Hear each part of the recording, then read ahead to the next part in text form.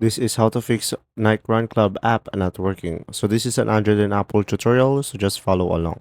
So guys, first thing that you need to do is go to your Google Play Store, and then from here, go for a Night Run Club. And when the application have an update, you should be able to update it over here. So for the first solution, just make sure you are running the latest version of the app. And then guys, the second solution is just go to your settings. And then after that, just go to the apps. And from here on the apps, guys, just go ahead and find the Nike Run Club application and just tap on it. And then from here, just tap on the storage. And guys, make sure to clear cache and also clear data. And then from there, you will be able to fix the Nike Run Club application. And guys, if that doesn't work, the third solution that you will have is reinstalling the application.